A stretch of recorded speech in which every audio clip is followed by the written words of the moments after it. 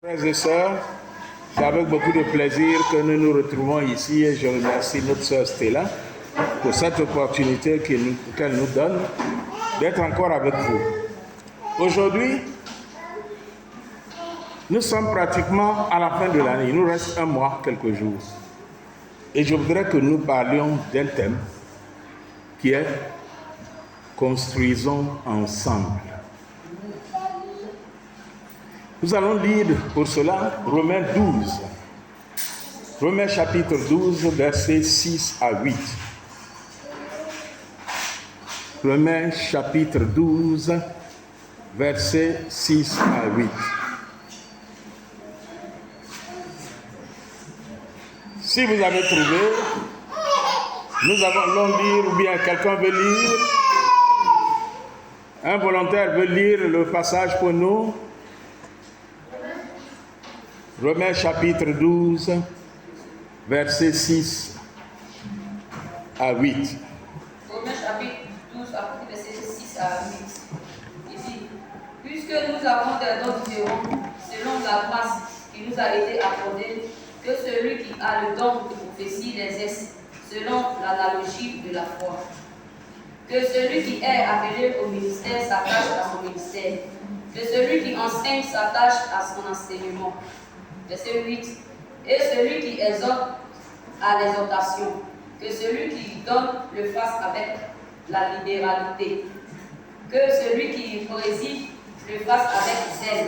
Que celui qui pratique la miséricorde le fasse avec joie. Merci. Vous voyez, il nous a dit, puisque nous avons des dons différents,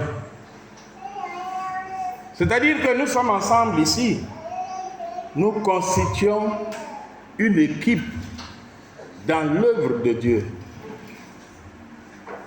Et chacun a un don spécifique que Dieu lui a donné. Pour réussir son foyer, le mari doit jouer son rôle et la femme doit jouer son rôle. Donc, dans notre premier point, c'est tout se construit par équipe. Tout se construit par équipe. Et le foyer est constitué d'une équipe de 2 personnes, monsieur et madame, jusqu'à ce que des enfants naissent, grandissent et arrivent à l'âge de raisonnement où ils participent à la construction du foyer. Donc, un mari a son rôle selon ce que la Bible nous dit. Et il doit le jouer pleinement, avec joie, avec détermination, avec zèle. Et la femme a son rôle. Elle doit le jouer avec zèle, avec détermination. Ok? Pourquoi? Pour que le foyer soit une réussite. Pour que le foyer soit un lieu où il fait bon vivre.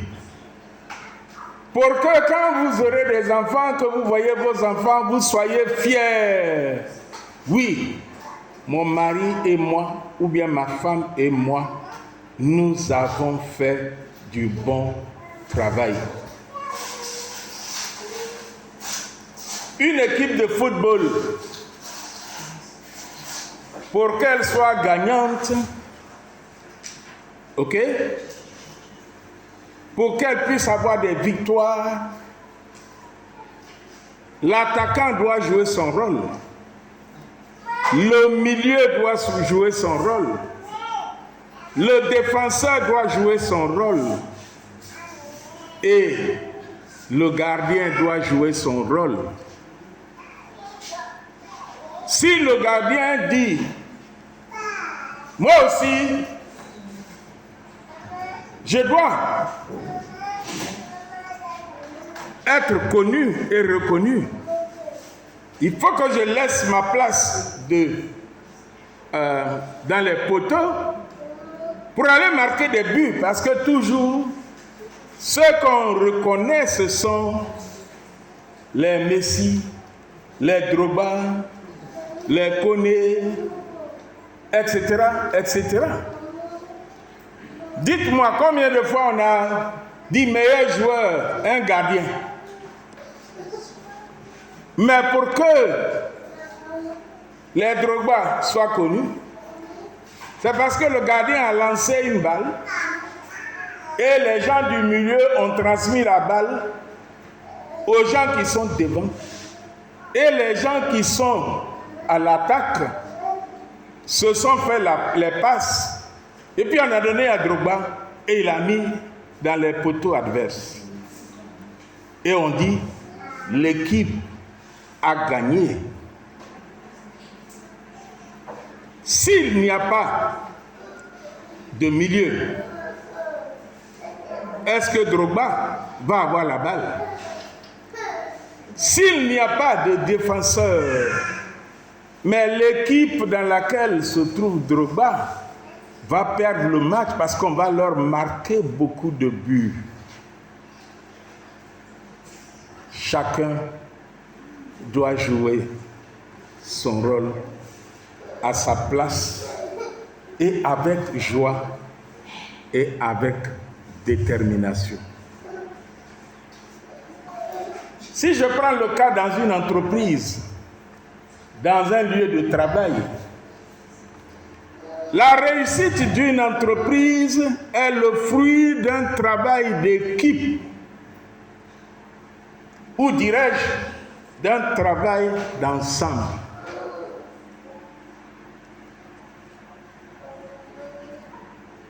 Pour fabriquer une voiture, on a besoin de tôliers. On a besoin de dessinateur, celui qui dessine la forme de la voiture. On a besoin d'ingénieurs concepteurs de la voiture. On a besoin d'électriciens. On a besoin de celui qui va fabriquer le pneu. On a besoin de celui qui va fabriquer le volant de la voiture. Et il y a des petites pièces qui sont dans la voiture. Dans une voiture, il y a plus de 2000 pièces. Et chacun a sa spécificité. Si l'électricien dit, c'est toujours le tôlier qui fabrique la forme de la voiture qui est reconnu. On dit la voiture, elle est jolie, hein? Mais elle est jolie et elle roule bien. Pourquoi? Parce qu'il y a un électricien qui a fait le câblage dans la voiture, de telle sorte que la voiture ne prend pas feu quand on roule. Et on dit c'est une bonne voiture. On voit le produit fini et on apprécie la marque parce que c'est un travail d'équipe.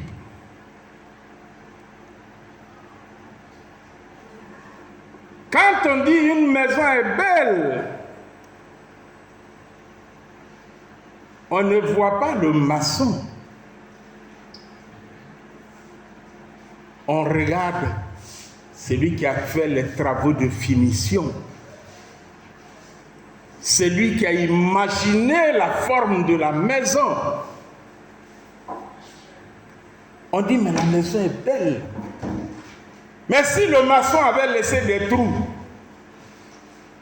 et puis le peintre est venu, il a mis la peinture sur les trous, et quand la maison est terminée, tu tournes à gauche, tu vois un trou. Tu tournes à droite, tu vois un trou. Le bâtiment peut avoir une belle forme, mais le bâtiment n'est pas joli parce qu'il est mal fini.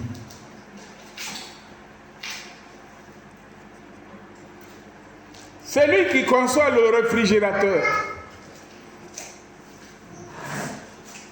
Il y a celui qui fabrique le moteur du réfrigérateur. il y a celui qui fabrique toutes les autres pièces. J'ai dit tout à l'heure qu'une voiture, il y a près de 2000. Non, c'est 200 000 pièces qui sont dans une voiture. Et le réfrigérateur, il y a 2200 pièces qui constituent un réfrigérateur. Pièces différentes. Et chacun, ce n'est pas la même personne qui fabrique. Chaque pièce a son fabricant. Et chacun participe à la fabrication de cet objet. Pour prendre un produit simple, une ceinture d'homme, c'est un travail d'équipe. J'ai voulu venir avec une ceinture pour vous montrer. Une ceinture d'homme, il y a la partie cuir. Et puis il y a le fer qui tient. Et puis il y a le couturier. C'est un travail d'équipe. Il y a celui qui va découper.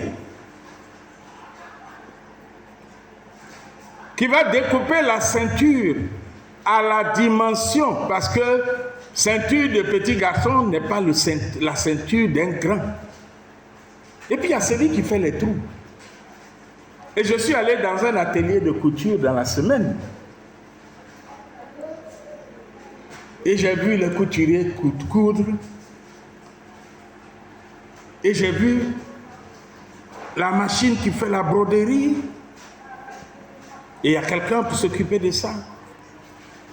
Et puis j'ai vu, sous un hangar, beaucoup de personnes qui sont là pour plier et mettre dans des sachets. Quand vous allez voir le produit dans un supermarché, parce qu'ils produisent pour les entreprises, vous allez dire, mais c'est joli, c'est bien emballé. C'est un travail d'équipe. Si ceux qui emballent disent, nous on en a marre, on dit toujours que c'est le couturier qui a bien cousu. Mais c'est lui qui a mis les boutons. On n'en parle jamais. Et pour ça, moi je ne vais plus mettre les boutons. Et puis l'autre dit, moi je ne vais plus emballer. Le produit qu'ils ont fabriqué dans cette entreprise ne va pas aller aussi loin. Et il y a beaucoup de personnes qui ne verront pas ce produit parce qu'on dira que le produit n'a pas été bien fini. Ils nous ont vendu des chemises sans boutons, non repassées. J'ai oublié même, il y a les repasseurs. Donc tout ce que nous voyons, c'est un travail d'équipe. Ceux qui fabriquent le pain, il y a le pâtissier qui imagine le type de pain et la composition. Mais il y a ceux qui vont battre la pâte. Et puis il y a ceux qui vont mouler le pain. Et puis il y a ceux qui mettent le pain dans le four. Et puis il y a ceux qui surveillent pour s'assurer que le pain est cuit. Et puis ils vont faire sortir. Et puis quand vous mangez le pain, vous dites, ah mais le pain là il est croustillant, il est bien fait, il est doux. On dit, le pâtissier, c'est un bon pâtissier. Est-ce qu'on vous parle de celui qui met dans le four? Non. Est-ce qu'on vous parle de celui qui a mis le sel ou bien le sucre dans le pain? Non. On dit, ils sont un bon pâtissier. Mais le pain que tu as vu, c'est le fruit d'un travail d'équipe. C'est le fruit d'un travail d'ensemble, chers amis. Mais c'est la même chose à l'église. La réussite de l'église, la réussite de votre église, C'est un travail d'équipe. Et le passage que nous avons lu nous dit que Dieu a qualifié les gens de manière spécifique. Chacun dans cette assemblée a son rôle à jouer. Chacun a un don qu'il a reçu de Dieu. Si tu n'as pas su jusqu'à présent quel est ton rôle depuis janvier jusqu'à maintenant, quel est le rôle que Dieu t'a confié, c'est l'occasion. Tu as encore un mois pour dire à Dieu, pardonne-moi, je n'ai pas joué mon rôle dans l'église dans laquelle tu m'as placé. Aide-moi à déceler le rôle que tu m'as confié, la raison pour laquelle tu m'as mis dans cette assemblée. Je vais plus loin pour dire, dis à Dieu, depuis le début de l'année, tu m'as maintenu en vie. Il y a une raison pour laquelle tu m'as maintenu en vie. Dans quelle équipe devrais-je jouer? La maison dans laquelle tu m'as placé, quel est le rôle que je devais jouer? Est-ce que je l'ai joué? Nous allons à la fin de l'année. Est-ce que j'ai joué ma partition? Si même le foyer a réussi, mais le foyer aurait pu faire mieux que ce que je vois si j'avais joué ma partition. Si j'avais aidé mes parents. Si j'avais donné les bonnes idées que j'avais à mes parents. Le foyer aurait été meilleur que ce que je connais. Si j'avais donné les idées que j'avais, si j'avais joué mon rôle avec zèle, avec détermination dans l'entreprise dans laquelle je travaille, on aurait eu de meilleurs résultats.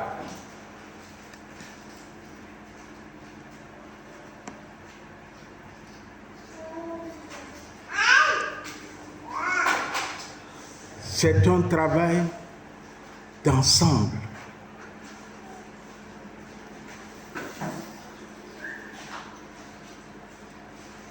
Dieu ne m'a pas placé là où je suis par hasard. Il y a une raison. Il y a beaucoup de gens qui sont morts de janvier à ce jour. Et toi, tu es vivant. Et il te reste un mois pour arriver à la fin de l'année. Quelle est ta contribution là où Dieu t'a placé? La passe que tu devais faire à Drogba pour qu'il marque le but, est-ce que tu l'as faite?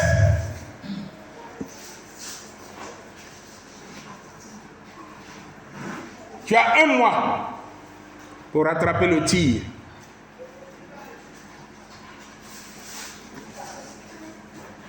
Quelquefois, Dieu, il nous donne une révélation. Il nous donne un message. Mais par jalousie, on refuse de transmettre le message. Si je lui dis, il va réussir plus. Mais Dieu, quand il te donnait le message là pour ton frère ou pour ta soeur, il savait que c'est toi qui dois jouer ce rôle-là. Et si tu as retenu le message par devers toi depuis le début de l'année, nous sommes à un mois de la fin de l'année. Va délivrer le message. Tu as un rôle à jouer là où Dieu t'a placé. La réussite, c'est un travail d'équipe. Celui qu'on voit, on le voit parce que toi tu es là. Parce que l'autre est là. Parce que chacun de vous joue sa partition. Je suis allé en France, à Sochaux, dans un laboratoire de recherche, et ils travaillent sur la construction des voitures de sport. Et ils m'ont dit, Les étudiants viennent, ils font 1 à 2 ans et puis ils partent. Donc le premier étudiant qui vient, on lui donne un sujet, il fait la recherche, et là où il s'arrête, il a eu son diplôme, il s'en va, on donne la suite à un autre. Et puis un jour, la voiture est terminée. Et on met la voiture pour faire le sport. Mais ça prend peut-être 4 ans, 5 ans. Le premier a bien joué son rôle de la première année, le deuxième de la deuxième année, le troisième de la troisième année. Mais on voit la voiture. On dit, ah, mais le laboratoire l'a fait une bonne voiture. Mais c'est parce que chacun, chaque année, a joué son rôle. Joue ton rôle. Il faut laisser jalousie. Il faut laisser animosité. Dieu qui a permis que tu sois dans ta famille, que tu trouves qu'elle est mauvaise, que ton papa est méchant, ou bien ton oncle est méchant, joue ton rôle. Dieu qui a permis que tu sois dans cette assemblée, mais il y a des gens, tu n'aimes pas leur tête, joue ton rôle. Dieu qui a permis que tu sois le fils de ton papa, la fille de ta maman, mais ta maman est une prostituée, ton papa est un soulard, joue ton rôle. Peut-être que Dieu t'a choisi pour être dans cette famille-là, pour sauver ton père et pour faire délivrer ta mère de la prostitution et sauver ton père de l'alcool. Joue ton rôle. Si tu ne le joues pas, tu devrais rendre compte à Dieu. Joue ton rôle. La réussite de ce que nous faisons, la réussite de là où nous sommes, c'est un travail d'ensemble. Peut-être que ton papa est un soulard aujourd'hui, mais si tu joues bien ton rôle, tu respectes ton père, puis de temps à autre, tu lui donnes un petit conseil. Le jour où il sera délivré, les gens diront, comme ils ont dit pour le démoniaque dans la Bible, que Jésus a délivré. Est-ce que ce n'est pas le soulard là? Ce n'est pas le soulard qu'on connaît? Quelqu'un dira, oui, c'est lui. Mais il a changé. Et vous l'abordez, il dit, oui, c'est moi qui étais le soulard. Mais mon fils a vu Jésus. Il a rencontré Jésus. Il m'a parlé de Jésus. Il m'a dit ce que Jésus a fait dans sa vie. J'ai décidé d'arrêter de boire et de suivre Jésus. Qui va avoir la joie? C'est toi.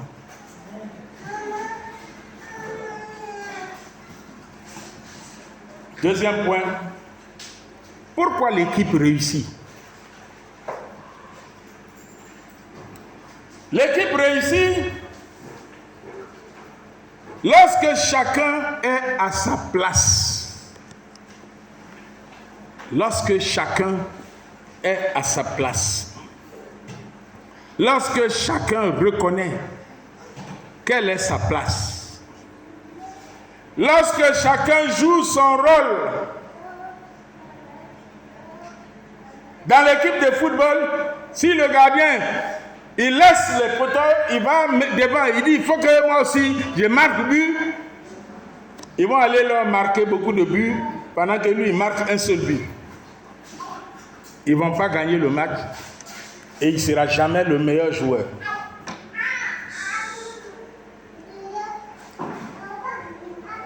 L'équipe réussit parce que chacun est qualifié pour le poste où il a été placé. Si Dieu t'a mis dans cette église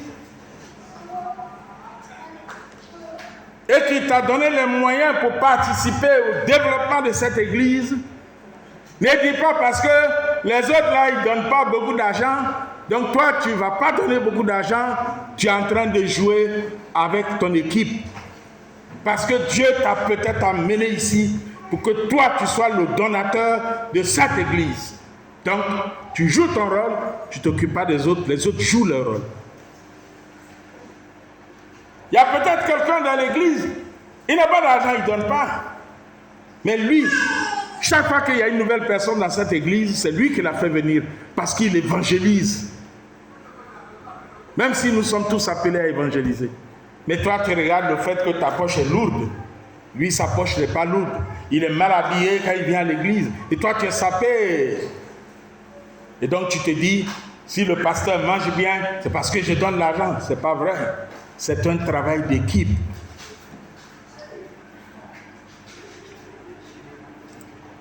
L'équipe réussit parce que tous sont déterminés et engagés. Le verset qu'on a lu parle de zèle.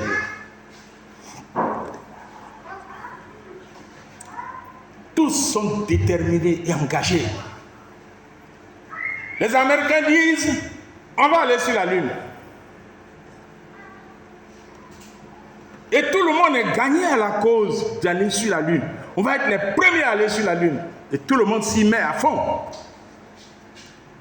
Et puis un jour, on voit les Américains, ils sont sur la Lune. C'est un travail d'équipe. C'est parce que tout le monde a été déterminé, zélé, engagé.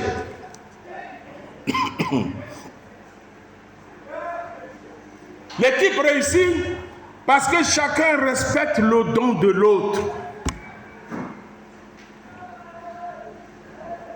Il est dit, puisque nous avons des dons différents, selon la grâce que Dieu nous a accordée, que celui qui a le don de prophétie l'exerce en proportion de la foi, que celui qui est appelé au ministère s'attache à son ministère, que celui qui enseigne s'attache à son enseignement, et que celui qui exhorte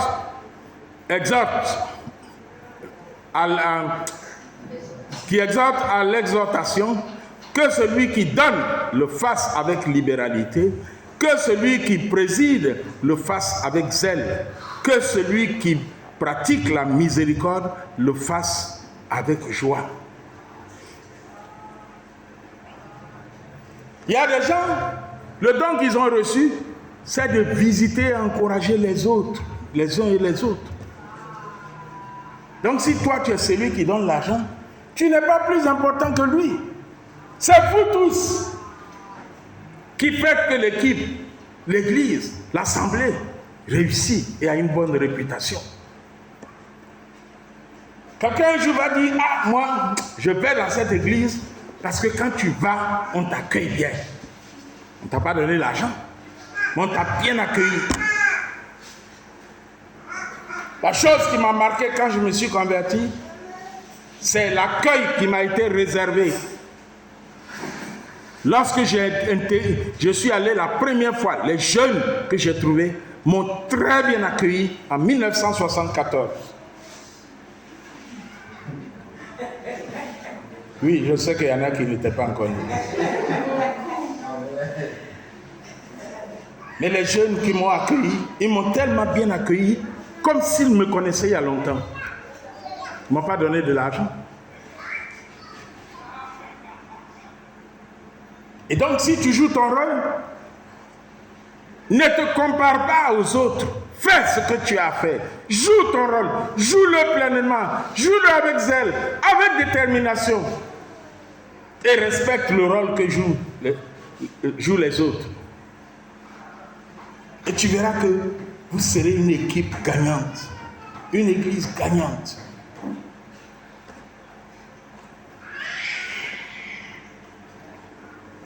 Mon troisième point sera ma conclusion.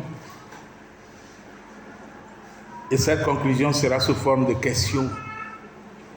Est-ce que tu es à ta place?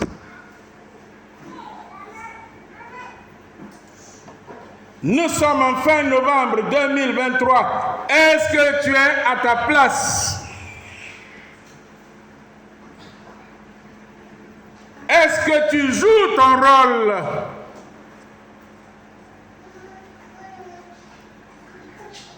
Est-ce que tu pries pour ton voisin pour qu'il réussisse dans le rôle qui lui a été assigné.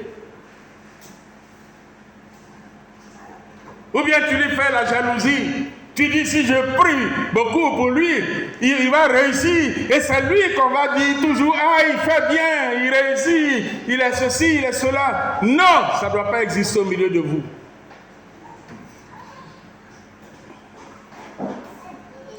Nous sommes le 26 novembre 2023. Un mois, quelques jours de la fin de l'année. Fais ton bilan. Fais ton bilan. Et regarde si tu as joué ton rôle. Si tu ne l'as pas fait, nous allons prier. Tu vas parler à Dieu. Tu vas demander pardon à Dieu. Et prendre l'engagement de jouer ton rôle à partir de maintenant. Les buts que tu n'as pas marqués, que ton équipe n'a pas marqué, tu dois contribuer à ce que l'équipe marque le but, même si ce n'est pas toi le meilleur buteur. La construction que ta famille doit faire et que tu as refusé de mettre ton argent parce que tu te disais que si je mets mon argent, c'est mon papa seul que les gens vont apprécier, ils vont dire c'est lui qui a construit la maison. Ça ne fait rien. Va, donne l'argent pour qu'il termine la maison avant la fin de l'année. Parce que chaque fois qu'il t'écoute, chaque fois qu'il parle, il dit je veux terminer ma maison avant la fin de l'année. Je veux terminer avant la fin de l'année. Qui va hériter de la maison à la fin de l'année? Et si papa n'est plus là, c'est toi. Ce sont tes frères et sœurs. Mais tu refuses de participer à ça. Prends l'engagement. Tu as encore un mois, quelques jours. Il y a des personnes qui ont hésité comme ça. Ils n'ont pas voulu jouer leur rôle dans leur famille. Et le 31 décembre, papa est mort.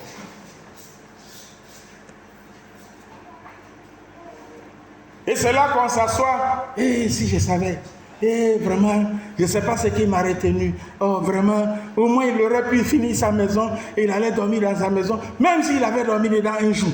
Et tu passeras toute ta vie à regretter parce que ton papa n'a pas terminé la maison. Par la faute de qui? Un membre de l'équipe.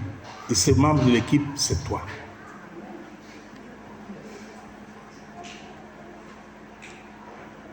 Que Dieu nous aide.